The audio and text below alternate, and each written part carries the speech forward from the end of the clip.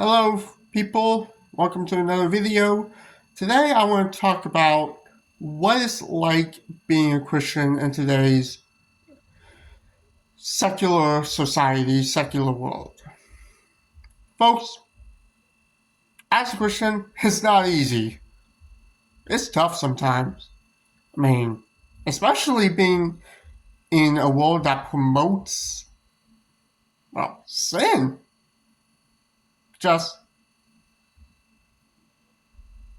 And it's very sad. It really is. The world wants to do things a certain way. They just want to get in trouble.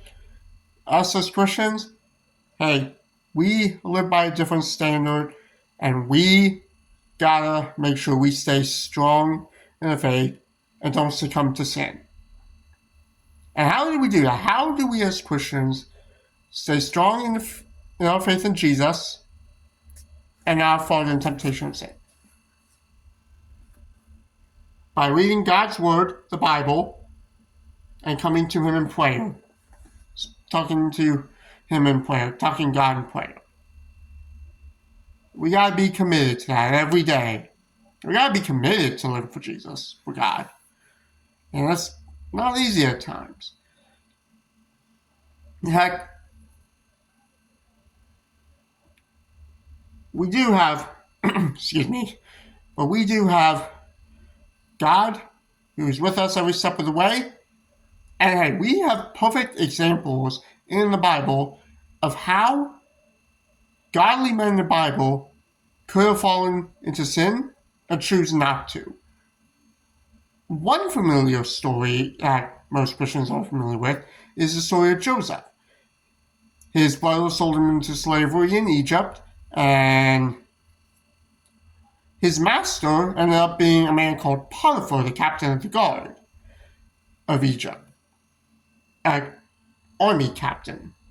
And Potiphar's wife wanted to sleep with Joseph, instead of just being committed to her husband. And Joseph's like, hey, I can't do that. How can I do that and sin against God? How could I sin against God? Now, eventually, Potiphar's wife blackmailed Joseph and sent him to prison, but Joseph would end up being released from prison, becoming the second in command in Egypt during a 7-year famine. And, hey, Egypt back then, I'm going to go off track here a little bit. Egypt was a very powerful country back in Bible times. And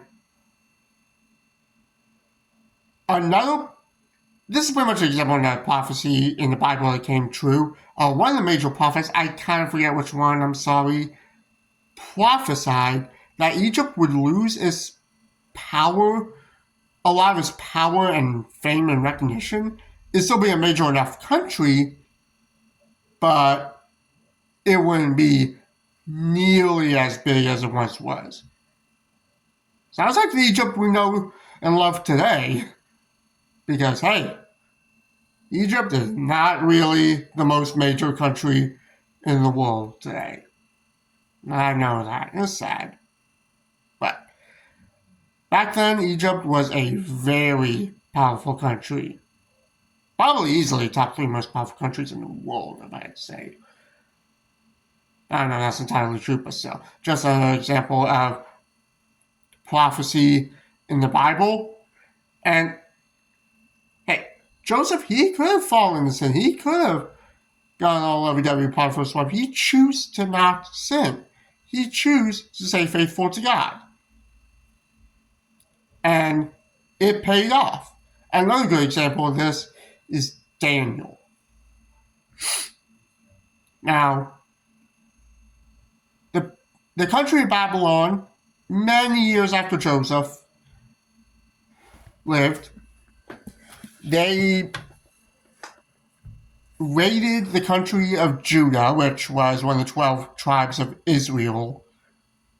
The country of Israel had already been raided, but the kingdom of Judah, which was kind of separate from Israel at that time, they ended up getting raided many years later by the country of Babylon. And many people taken captive to Babylon. Three of those were Daniel and his friends Shadrach, Meshach, and Abednego.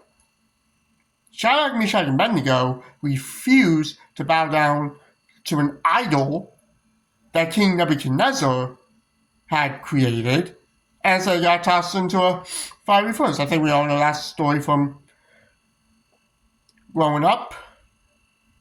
But Daniel's another good example, too. A couple of chapters later in the book of Daniel, after Shadrach, Meshach, and Abednego in the fiery furnace, we get the story of Daniel, how he chooses to stay faithful to God instead of pretty much worshiping King Darius.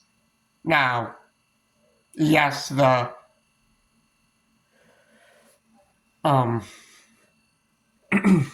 granted, there are a bunch of people that are just trying to get Daniel in trouble, but Daniel chose to stay faithful to God instead of not staying faithful to God. And God protected him. And folks,